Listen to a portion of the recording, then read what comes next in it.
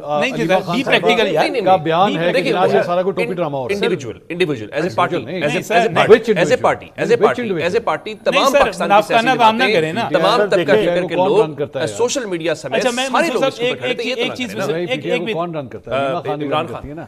علیمہ خان کو دیکھیں نا، علیمہ خان انڈیا کے چینلز پہ جا کے بات کریں. چلے مجھے یہ بتائیں کہ خان صاحب کی کیا پوزیشن تھی؟ فوج کے ساتھ کھڑے تھے، ملک کے ساتھ کھڑے تھے، انڈیا پاکستان جنگ کے اوپر کون نہیں کھڑا تھا؟ کیسے نہیں کھڑے ہوں گے؟ جو بھی ڈیموکریٹک سسٹم ہے اس کے اوپر تو ویسے ہی بہت سے سوالیہ نشانات ہیں، لیکن جب اس قسم کے واقعات ہوتے ہیں تو ظاہری بات ہے لوگوں کا پھر اعتبار اور بھی کم ہوتا ہے کہ جناب ہمارے نمائندوں سے اگر ایک ڈسکس بھی نہیں کیا جا رہا، ڈیبیٹ بھی نہیں کیا جا رہا، تو پھر یہ نظام کیا ان کو وہ جگہ پرووائڈ کر رہا ہے، وہ ایک اپنی رائے کا اظہار کرنے کے لیے ایک پلیٹ فارم پرووائڈ کر بھی رہا ہے کہ نہیں؟ منصور صاحب، ہم جس جگہ پر اپنی سیاست کو لے کر چلے گئے ہوئے ہیں، مخالفت میں، نفرت میں، تعصب میں، ہم تو وہ لوگ ہیں کہ ہم میں سے کئی لوگ پاکستان پہ حملہ ہوتا ہے اور وہ مودی کے ساتھ جا کے کھڑے ہو جاتے ہیں اور وہ بیانیہ بناتے ہیں کہ جی مودی کے لیے یہ بہت اچھا موقع تھا جب اس نے حملہ کیا. ہم تو یہاں پر چلے گئے ہیں کہ ہم شیخ مجیب کو یہاں پر ہیرو بناتے ہیں اور کہتے ہیں کہ جناب شیخ مجیب جو تھا وہ جمہوریت کا بہت بڑا علم بردار تھا، حالانکہ خود بنگال کی فوج نے جس طرح اس کے ساتھ کیا یا اب حسینہ واجد کے ساتھ ہو رہا ہے. میں بنیادی طور پہ سمجھتا ہوں یہ بہت ہی سینسٹیو مسئلہ ہے، اتنا حساس مسئلہ ہے کہ اس میں ہمارا دفاعی معاہدہ سعودی عرب کے ساتھ، ایک برادر حیثیت والی تو علیحدہ کر دیجئے، ہم یو اے ای اور قطر کے ساتھ ہمارے تعلقات، ہمارے امریکہ کے ساتھ بڑھتے ہوئے تعلقات. مجھے بہت افسوس کے ساتھ کہنا ہے کہ اگر آپ مجھ سے پوچھیں کہ میں اپنی اس اپوزیشن پہ ٹرسٹ کروں کہ وہ حکومت کے اور ریاست کے اچھے تعلقات کو آگے چلنے دے اور وہ اس پر حملے نہ کرے، تو میں اس پر ٹرسٹ نہیں کروں گا. آپ پاکستان کی اپوزیشن پہ ٹرسٹ نہیں کرتے؟ میں پاکستان اس لیے ٹرسٹ نہیں کروں گا کیونکہ وہ صرف اور صرف شہباز شریف کو نیچا دکھانے کے لیے یا عاصم منیر کو نیچا دکھانے کے لیے اس کے خلاف بولیں گے.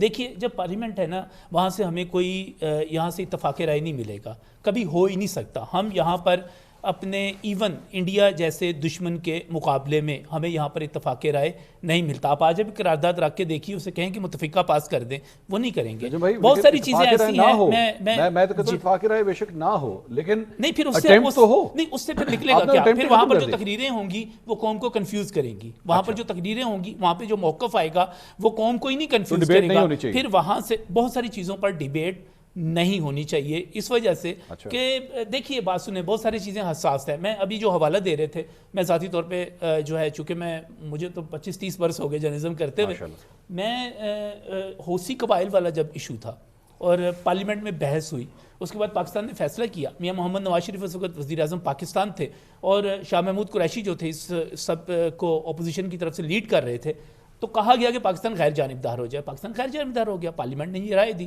اس کے بعد کیا ہوا؟ سعودی عرب کے ساتھ ہمارے تعلقات کا کیا حال ہوا؟ یو اے ای کے ساتھ ہمارے تعلقات کا کیا حال ہوا؟ اس کے بعد میاں نواز شریف نے اس کی جو قیمت ادا کی، جس طرح وہ باہر نکلے، جس طرح وہ خطوط آئے، وہ سارا کچھ کیا تھا؟ ہم کیا کرتے ہیں؟ ہم ملک کا مفاد نہیں دیکھتے، ہم صرف اپنا مفاد دیکھتے ہیں. دیکھیے اگر آپ مجھ سے مجھے ایک بہت بری عادت ہے کہ میں جو آپ کو کیمرے پہ کہہ رہا ہوں، میں آف دی ریکارڈ بھی آپ کے ساتھ وہی بات کروں گا، میرا اس سے ہٹ کے موقف نہیں ہوگا.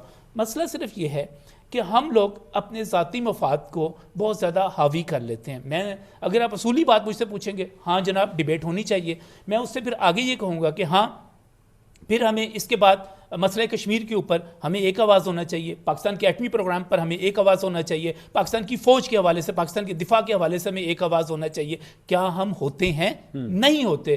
ہماری جمہوریت کو ابھی میچور ہونے کی ضرورت ہے. ہمارے تمام ارکان، میں احترام کرتا ہوں، بڑا مشکل الیکشن لڑتے ہیں، لڑ کے وہاں پر پہنچتے ہیں. میں یہ کہوں آپ کو کہ وہ سارے کے سارے پارٹی ڈسپلن کے اتنے زیادہ پابند ہوتے ہیں کہ جو اوپر سے لائن آ جانی ہے انہوں نے وہی لائن لینی ہے، اس سے ہٹ کر کوئی بات کرے گا بہت بڑا. میں چونکہ پنجاب اسمبلی پریس گیلری کا پریزیڈنٹ بھی رہا، سیکرٹری بھی رہا 2 برس، لہٰذا میں بڑا قریب سے جانتا ہوں. ہم جو ہے یقینی طور پہ جو حکومت نے لائن دینے نہیں تھی وہی آنی تھی، لیکن اس کے اندر سے جو کچھ نکلنا تھا اور جو اس کے اندر سے مشکلات نکلنی تھی، جو دیکھیں آج ہم کتنے فخر سے کہتے ہیں کہ ایران کی پارلیمنٹ کے اندر سے تشکر پاکستان کے نعرے لگے، کہتے ہیں نا سر. اگر یہی پارلیمنٹ یہاں سے کچھ لوگ اٹھتے، حکومت کو، شہباز شریف کو عاصم منیر کی یہی جو آج جو ملاقات تھی اس کو خراب کرنے کے لیے امریکہ کے حوالے سے نعرے بازی ہو جاتی, سعودی عرب کے حوالے سے ہو جاتی, ایران, قطر, کسی بھی حوالے سے ہو جاتی, سر ہمارے لیے بڑی مشکل ہو جاتی. بہت ساری چیزیں کہنے میں بہت آسان ہیں, بہت اچھی ہیں منصور بھائی, لیکن وہ پریکٹیکلی اتنی پاسبل نہیں ہے. ایک جملہ عرض کر دوں, دیکھیں آپ میڈیا کو اعتماد میں لیتے ہیں, آپ کے خلاف آوازیں آپ ان کو بھی اعتماد میں لیتے ہیں,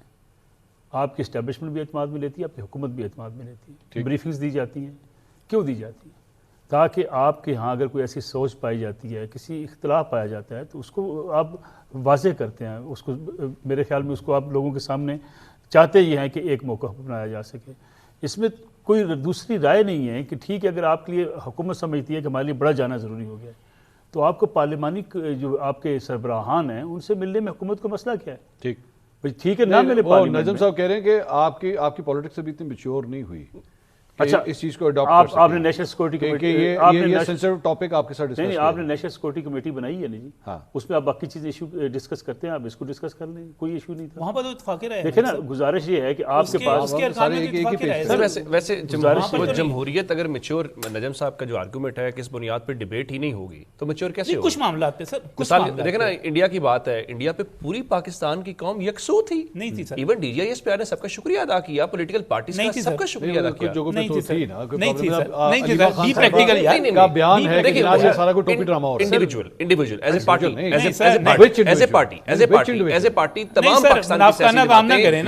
طبقہ فکر کے لوگ, سوشل میڈیا سمیت سارے لوگ اس پر کھڑے تھے. ایک چیز میں کون رن کرتا ہے؟ عمران خان. علیمہ خان کو دیکھیں نا, علیمہ خان انڈیا کے چینلز پہ جا کے بات کریں. چلے مجھے یہ بتائیں کہ خان صاحب کی کیا پوزیشن تھی؟ فوج کے ساتھ کھڑے تھے, ملک کے ساتھ کھڑے تھے, انڈیا پاکستان جنگ کے اوپر کون نہیں کھڑا تھا؟ کیسے نہیں کھڑے ہوں گے؟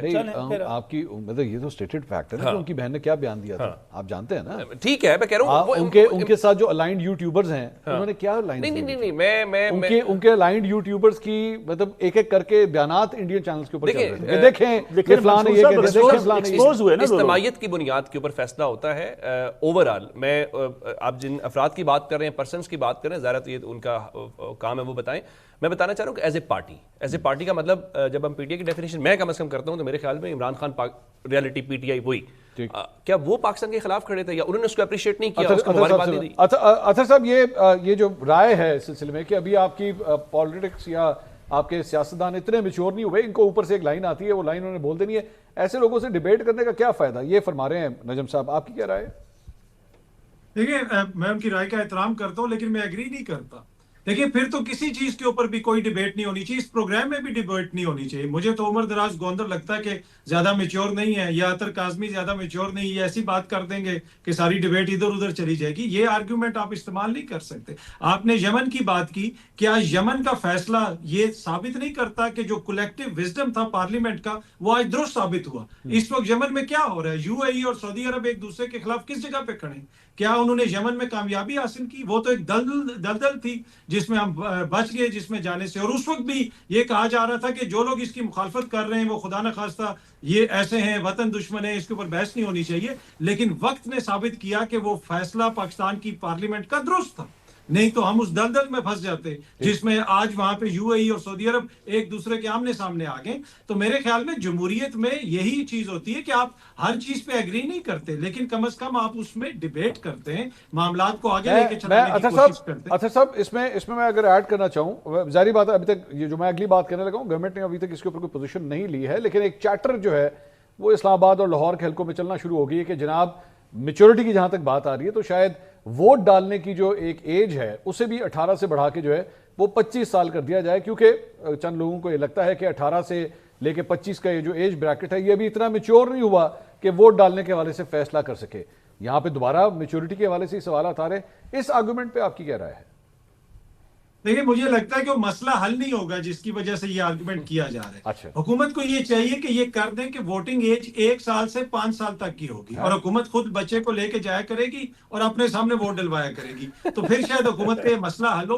دیکھیں یہاں پہ کسی جنریشن کا کوئی مسئلہ نہیں ہے, یہاں پہ اوور آل نظام کا مسئلہ ہے, ڈیلیورنس کا مسئلہ ہے.